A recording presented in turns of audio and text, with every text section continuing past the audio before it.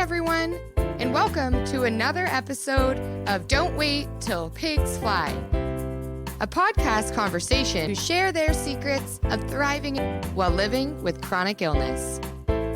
Here's Nancy Becher.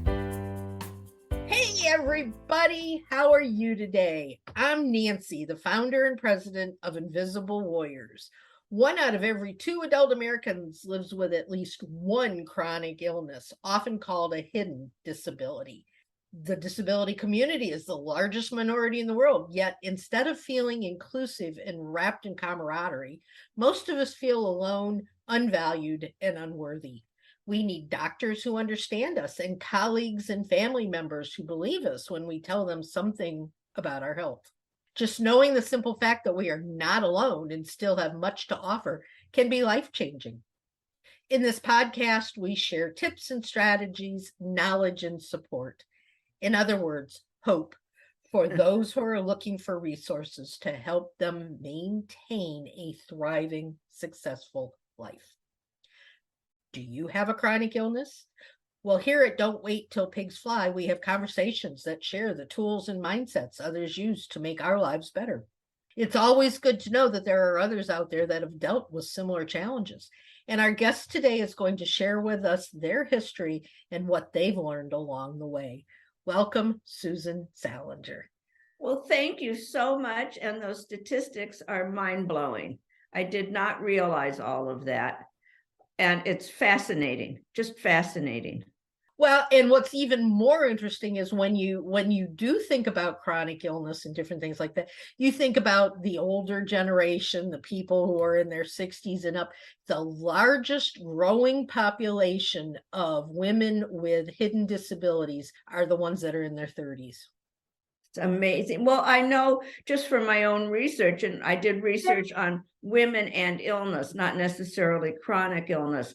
But of course, I talked with women who have chronic illnesses, and my research showed me that it takes about maybe, you'll know this more than me, 5 to 7 years to get a correct diagnosis for a chronic illness. And so many of them told me that they got a psychological diagnosis and they were told that they were under stress and to take this antidepressant or that antidepressant. Yeah. And that's what Invisible Warriors, my nonprofit, is all about, is trying to tell these doctors that they have to be more aware of what's going on and not just zone in on one little aspect of something, but to look at the whole body, to look at what the person's personality and lifestyle and everything is in order to truly give a diagnosis. I'm going on 9 years after my car accident, and they still don't really know, and they're sending me I've seen over 3,000 doctors. Oh my Lord. And you still can't get an accurate diagnosis. Nope. We're heading up to 2 new ones in Nashville at Vanderbilt next month, and there's always this hope. And I bet we went by your introduction and didn't even say who you are or what you do. Susan, tell us about your book first, and then we'll get back into the conversation. I will, and I absolutely want to come back to what you just said, because I have a couple of thoughts on it. Don't let me forget. Being older, I call it a brain fart. Some people call it a senior moment, but bring me back to it. Anyway, I wrote the book just real quickly because of an unfortunate experience I had many, many years ago, where I was on some medication for osteoporosis, and the doctor said, "Hey, there's a new medication on the market. Why don't you try it?" I mean, sure, And so I tried it, and then I started experiencing some what I thought were common side effects. And he said, no, I've never had anybody experience these side effects. And I said, well, of course not, because you just told me it was new. But he said, no. Anyway, to make a long story short, again, he wanted me to have exploratory surgery. And I pushed back a little bit. I said, why don't we just go back on the old hormones and see what happens? But he was really concerned for me. I had some vaginal bleeding, and that is a sign of ovarian cancer. Or can be. And he liked me, and I was a young mother with young kids, and he was frightened. And of course, then I got frightened. And so I agreed to have the surgery. In fact, I insisted it be done sooner rather than later. and then had the surgery. Everything was fine. I went back on the old hormones, and of course the symptoms stopped. And I wasn't angry at him, because if he'd been right, he would have saved my life, but he wasn't right. And I should have at least waited a week or two. I certainly wasn't going to keel over in the next 30 seconds. And I could have done a lot more than I did, but I was angry at myself. I was ashamed. And then I kind of just put it to bed. Life goes on, and that's what you do. But many, many years later, after I retired, my husband and I sold our business, and I went back to school and just started taking some anthropology classes. Medical anthropology, actually. And one of the classes I took, I did a project on women who had had hysterectomies. And much to my surprise, many of them had agreed to the surgery, and they didn't think they needed it.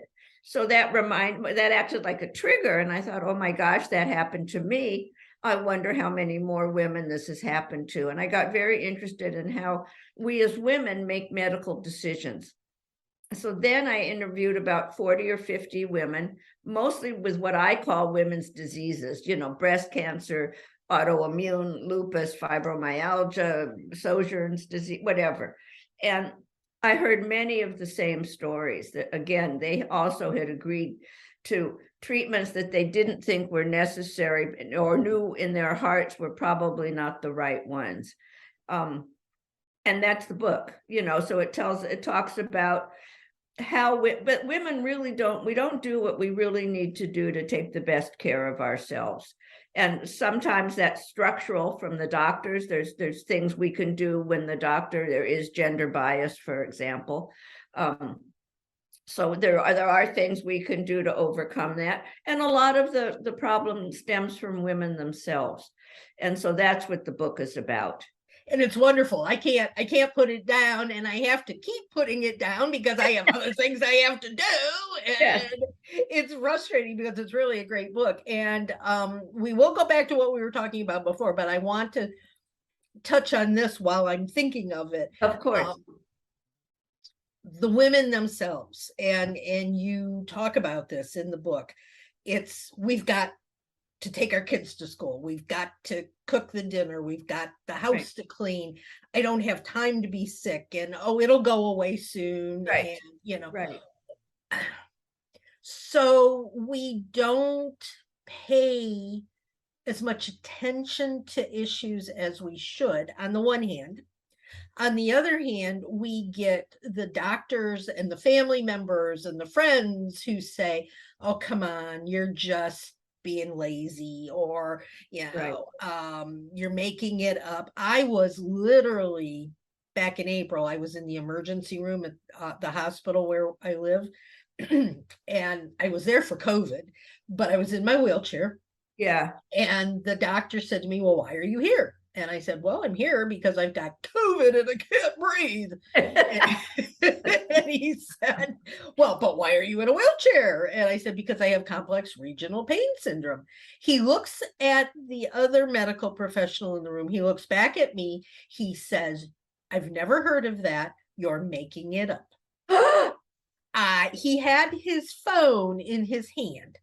And I looked back at him and I said, you have a smartphone, Google it. Good for you. And did he? No.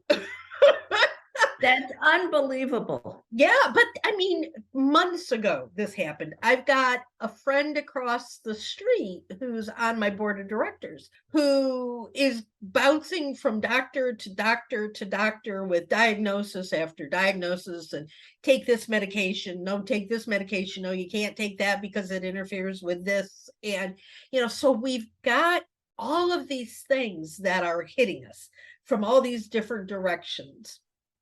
How did you see these women finally coming to terms with the fact that they had some sort of disability, illness, and dealing with it?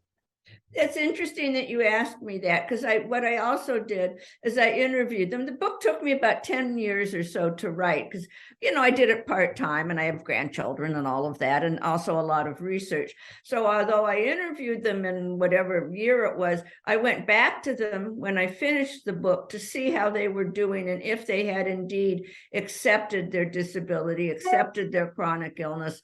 And most of them had. They had come to terms with it in one way or another, through different ways. One woman turned to religion. Another woman did a lot of volunteer work, which gave her tremendous satisfaction. But I think one of the things we should talk about, at least today in this podcast, is that women and men talk to doctors differently. And that could be important in terms of getting a more accurate diagnosis more quickly.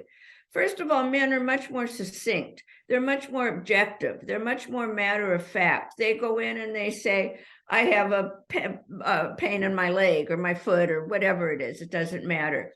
Women, however, talk about their illness in context. We describe how we feel about it and how it's affecting our lives. We give, and I'm very guilty of this, I give the full story. I don't want to miss a point because I want the doctor to fully understand all of the things that are going on. But what happens is that sometimes, in fact, often, your physical symptoms can get overwhelmed by your emotional ones. And it can be hard to remember why you went in the first place. The doctor, he or she will be off talking about that I'm stressed, and I'm finally realizing, well, of course I'm stressed. I broke my arm, But I think that we have to be very careful. I think we need to tell doctors how we feel. I'm not saying we shouldn't. But I am saying that we need to be sure that our physical symptoms don't get pushed off and sidelined. You're not there for your emotional symptoms, or if you are, that's great. But, usually we go to a different kind of doctor for that. So I think that's one thing that women can do to take charge and sort of focus the interview. The other thing I want to talk about just for a quick minute, which may help, when you do go to the doctor and know that, as you said, autoimmune diseases can, really take a while to diagnose. So go in with an agenda, have a written list, not one in your head, that doesn't count.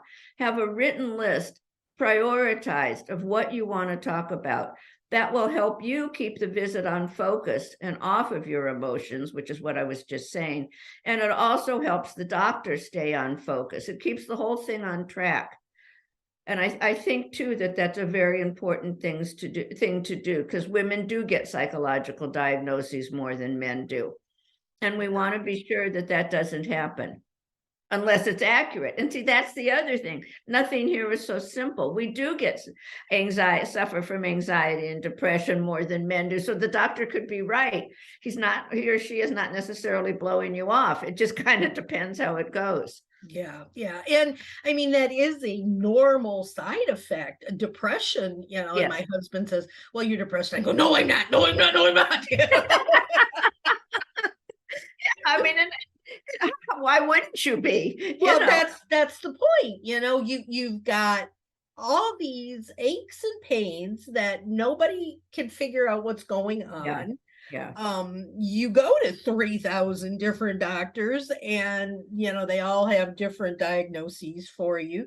You've got your husband saying, I just want my dinner. I don't care about any of this other stuff. Right. So, and then you get depressed because you think, I can't do what I used to do. And everybody is telling me there's nothing wrong with me. Well, maybe I am losing my mind. Maybe it is all in my head. So of course we're depressed. Of course we have. I agree with that.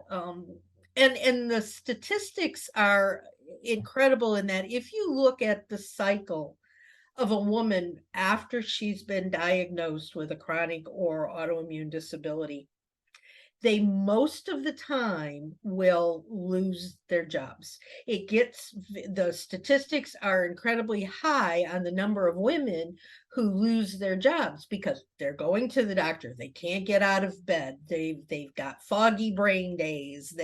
All these things, and their bosses say, well, we can't work with you if you can't do your job. So they lose their jobs.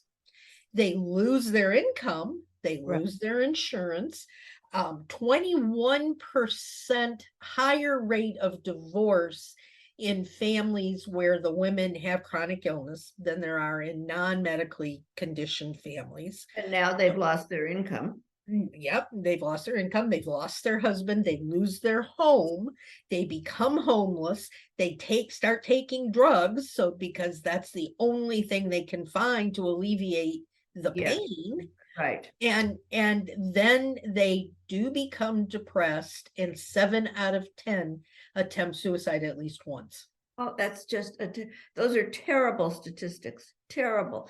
And I think that leads us, I want to talk for a minute. We were, just so everybody knows, Nancy and I were talking before this all began, before the podcast, about the invisibility of it, of a chronic disease. I mean, I was telling Nancy that I'm holding my arm up. I forgot most of you can't see.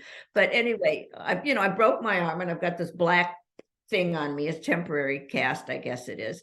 And I mean, people are so nice to me. They say, they open the door. They say, can I help you? I mean, I have all of the support that I don't really need because, I mean, it's a broken arm. I'm not going to die in 6 or 8 weeks. It'll be just fine. But people with invisible illnesses, like the women I talked with who have fibromyalgia and lupus, for that matter, even breast cancer is invisible to the naked eye anyway. They don't have the support that I'm getting for what is really a not very serious condition. I mean, it's inconvenient, but that's a different conversation. And what's so interesting to me is many, many, many of the women I interviewed were so ashamed of being ill. And I'll bet that's certainly true of women with chronic illnesses. The shame was just overwhelming for some of them. And I found that so many of them blamed their illness on stress, particularly the fibromyalgia and lupus people. This was so interesting to me. They saw their illness as a public manifestation of their inability to manage their lives. If they could only manage their stress better, the lupus wouldn't have come or the fibromyalgia wouldn't have come. And we just so often forget how random illness is. I mean, some people get COVID and some don't. Some alcoholics get liver disease and some don't. I mean, I could go on and on. And I think really interesting because the other side of that is both fibro and I've got fibro, both fibro and lupus are increased. They're made worse by stress. Of course. Yeah. But they're not caused by stress. Exactly. And that's what I'm saying. And the mind and body are so stress can exacerbate anything, for sure. I got to tell you 2 fun stories talking about, reminds me when you say stress, because the mind and body are so connected. You're going to love this. So researchers took 2 groups of students and put them in 2 different rooms and gave one group iced coffee and the other group hot coffee. Then they gave each of them a script about a fictitious person. And the people with the warm coffee saw the fictitious person as warm and lovable compared to the people with the iced coffee who judged that person much more harshly. Isn't that lovely? So our body really does affect what we think. And now I'm going to reverse it on you because our mind also affects our body. Different study, different researchers, but they took 2 groups of students and put them in 2 different rooms. And one group was asked to talk about a time they felt socially rejected. The other group was asked to describe a time they felt socially accepted.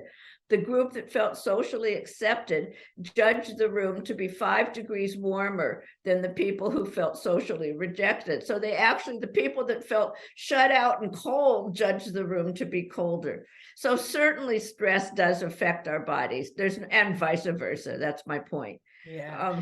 Really fascinating. I know, isn't that fun? I love yeah, stuff. Yeah, it's amazing. So, that goes back to the fact that, of course, with everything that's going on in our lives, and it's like I have to thank my husband profusely because he supports me, he takes care of me, he does everything in his power. We're not one of those 21% that get divorced. I can tell. Yeah. But because of that, I feel free to talk about these things, to share these, to get out there and advocate and to say, come on, people, you can do it.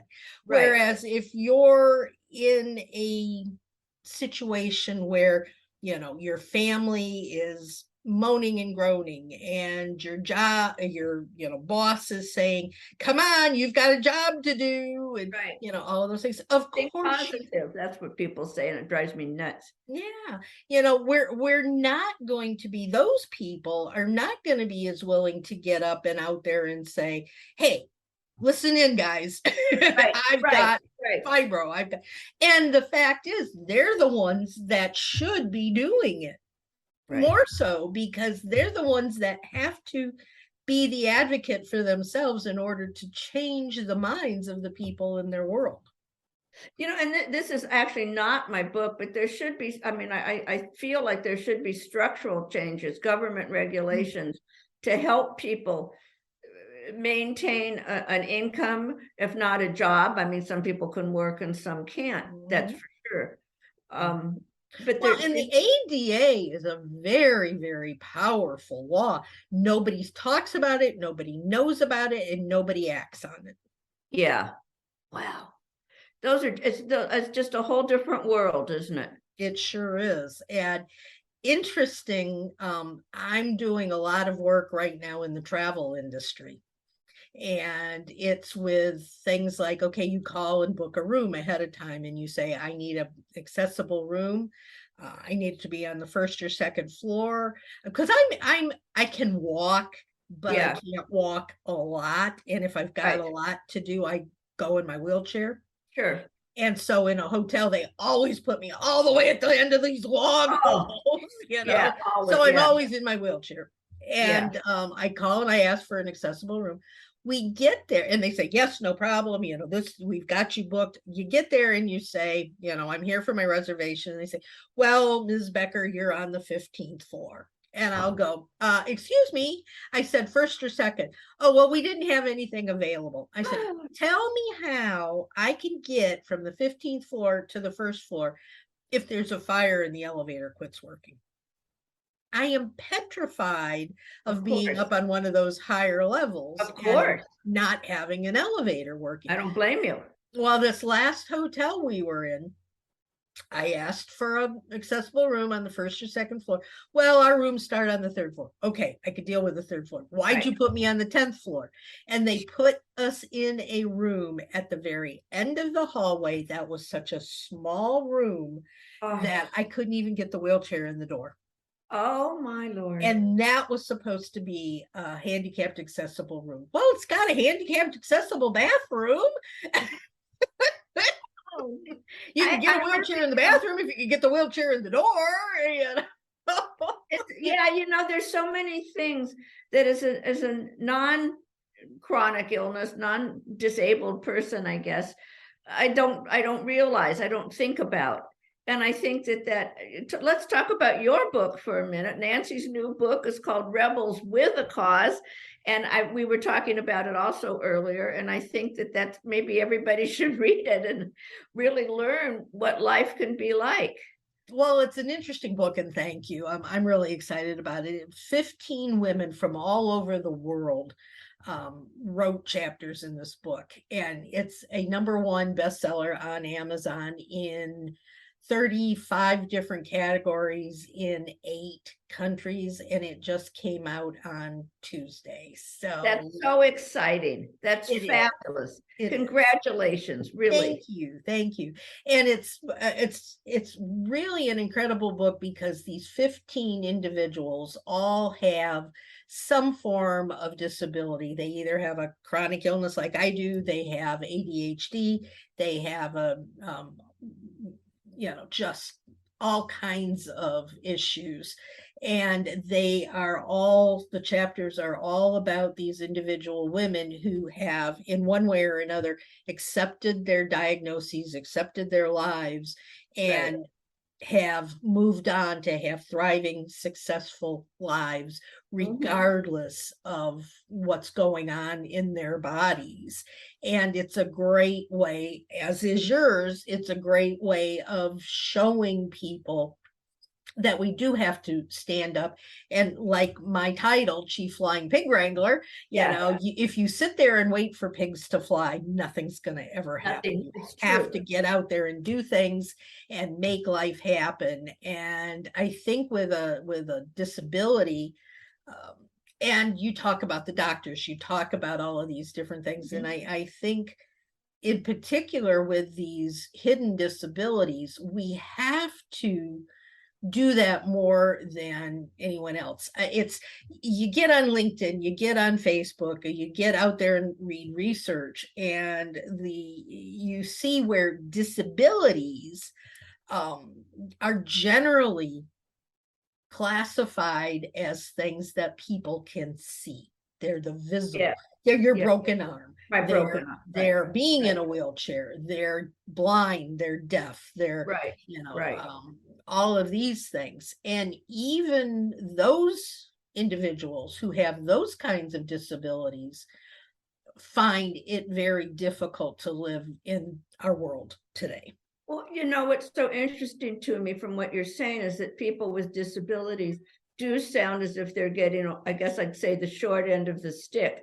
And yet when it comes to medicine and diagnoses, I think women get the short end of the stick as well. So Being a woman with a disability is a double whammy. As I know, there's like 12 million people each year that are misdiagnosed. Women are misdiagnosed 20 or 30% more than men are. And so I can imagine how it must be for you when you go in with a disability and they don't even know what you're talking about, like complex, whatever you said, pain syndrome. It's really, it's interesting because, these invisible disabilities, oftentimes, as I mentioned, I think when we were talking earlier, I was in a very serious hit and run car accident almost 9 years ago.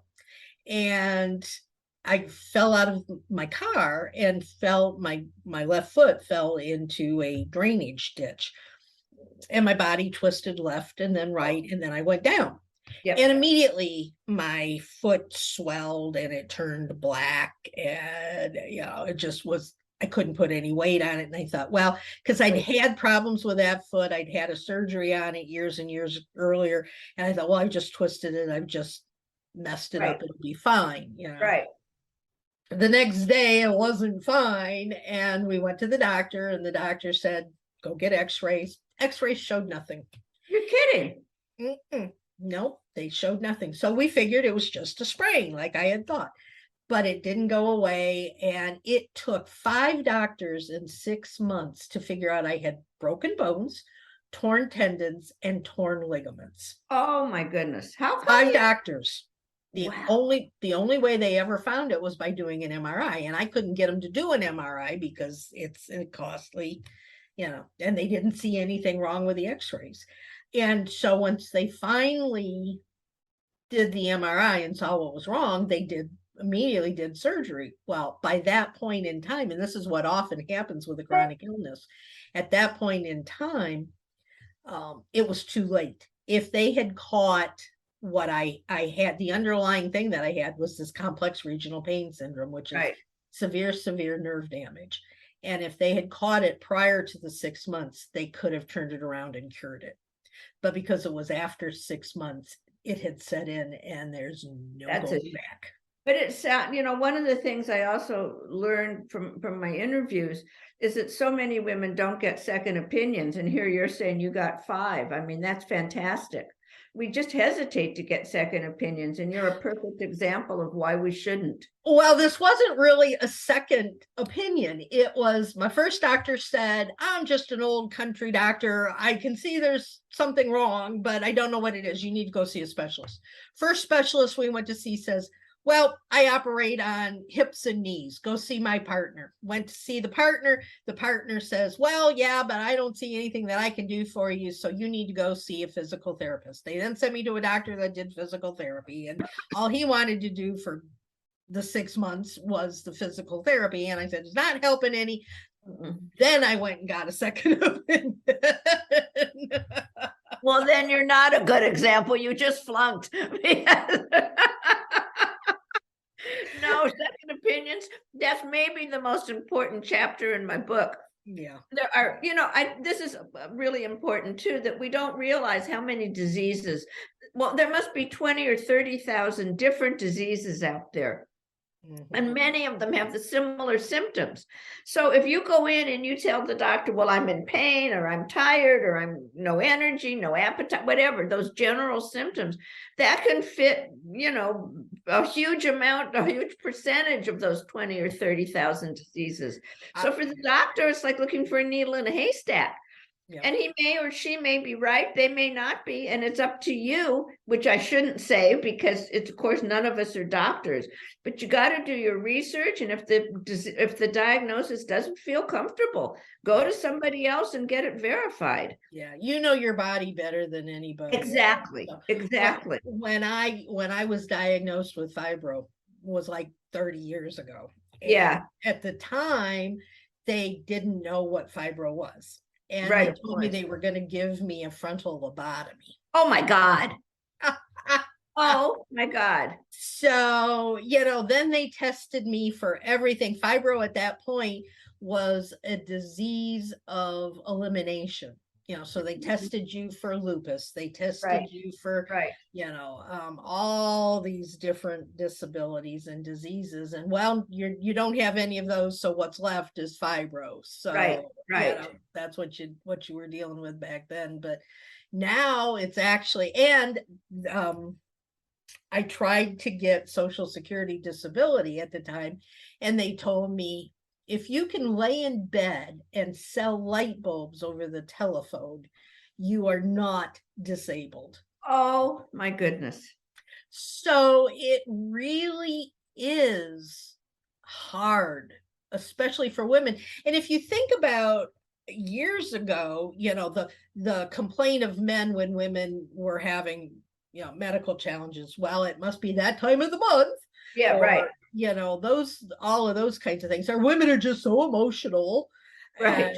So we have to deal with those stereotypes, those stigmas, and oh my goodness, it's tiring. Well, it is tiring, and we should talk for a minute, just from listening to you, about maybe it's really important to research your doctor. In fact, incidentally, my book has a wonderful, if I say so myself, but a wonderful resource list at the back. So when I say do your research, I've done it for you. And you really need to research a doctor before you go. I always want to know, where were they trained? That's really important. Where did they do their residency, their internship? Do they have any malpractice suits? Go to, is it Yahoo or one of them where you can, it's in my book, I don't even remember. See what patients say, because, it's a profession like anything else, and every profession has its share of lemons. I don't care if you're a doctor, a plumber, a hairdresser. We've all had bad haircuts, Yeah. I mean, it really just depends. Just because somebody's a doctor does not necessarily make them an expert. No. More than likely it does, but not always. And I think, and an expert, they're probably an expert in what they've been trained for. But if you go to a gastroenterologist because you've got stomach pains and they're looking at you, they're not trained in diabetes. for Well, instance. you know what? You're absolutely right. I just want to interject for a moment, because what's really interesting, and this is in my book, if you go in with symptoms, the same symptoms, I don't care what they are, you go to a gastroenterologist, more than likely he or she will tell you it's just stomach pain. If you go to a rheumatoid arthritis guy, they'll say, it's probably joint pain. If you go to a psychologist, they'll tell you it's probably stress. I mean, we all see what we expect to see. Yeah. And I think that's important to know, because we tend to diagnose, or I shouldn't say we, I'm not a doctor, but doctors see what they expect to see, and they diagnose what they see most of the time. So if you're a psychologist, you see stress most of the time. Obviously, it's a select population, and the same is true for any specialist. So I think that that's important for people to understand. Well, and that brings us around to the second opinion again. Yes, it does. Absolutely, it does. Absolutely. I mean, I was in a car accident. That's how I broke my arm, and I knew something was wrong. And it was easy. They took an X-ray and they said I broke my arm. But if they had told me it was stress, no, stress didn't make my arm swell up. And I've never had pain like this in my life. I mean, come on, I would have gone for a second. I knew something was wrong, and I knew it wasn't stress. Yeah. I've got right now in one of my feet, they fused it. So I've got a metal plate in it and I can't move it. Yeah. And I can tell there's something not right. And I've gone to like 4 or 5 different doctors, and they say, well, you can't be having problems with it. You've got this fusion in there. You can't move it. And I'm going, it moves. It hurts. It's just so frustrating, but I can't get anybody to listen. So now next month I'm going to a whole nother doctor. But the only thing these doctors have been telling me is, well, if it hurts, we're just going to amputate. No. And I went, it doesn't hurt that bad. Well, yeah, right. And just be sure you go to a doctor that specializes in feet. You want an MD that's a foot doctor. This was sadly. Go to a different one. That's my advice. But how much of this can we take? And there's got to be something that we can do that will help us over. It's been almost 9 years for me. You said 5 to 7. I'm right on 9, Yeah, well, the problem with autoimmune diseases, I mean, and you know certainly more than I do, is that the symptoms mimic each other frequently, and there's no necessarily any definitive test. They're extremely difficult to diagnose. And I'm sure there are specialists. I mean, like the Mayo Clinic probably might have a clue. But that's why I'm saying it's really important not only to research your doctor, but what's their specialty, and what hospital are they associated with. Yeah. And your hospitals get graded, and the hospital may get an A+ in cardiovascular stuff and a D-. Well, they'll never, an A+ hospital wouldn't get a D-, but let's say a B- in joint and rheumatoids. I mean, I don't know. I mean, but and that's true. My husband just had triple bypass heart surgery, and our hospital is rated A+ in cardiology. So I felt very comfortable with him having a surgery there.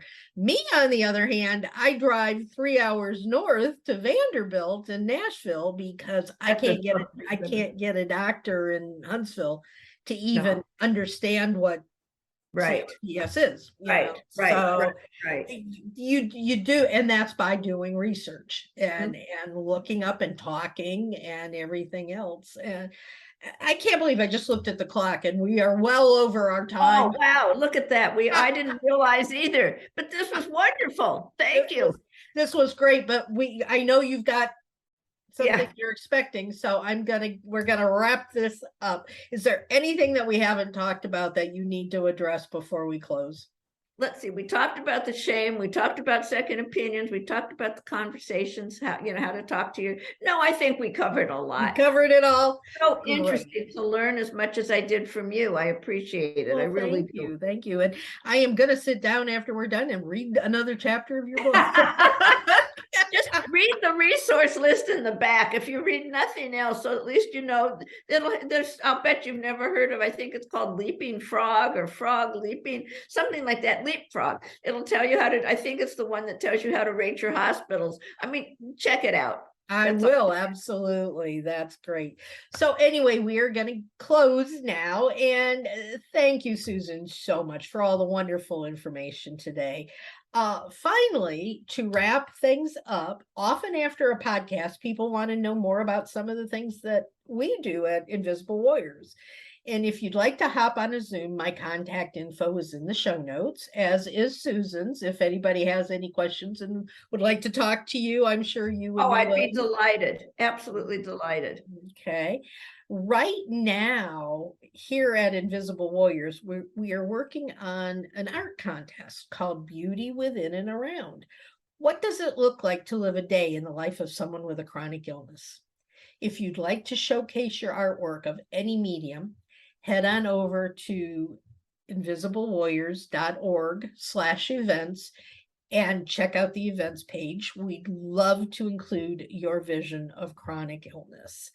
And with that, it is closing, so you're going to have to hurry on over to do that. But if you've liked listening to Don't Wait Till Pigs Fly, please give us a quick review and rating on iTunes. And don't forget, you can follow us on Facebook and Twitter.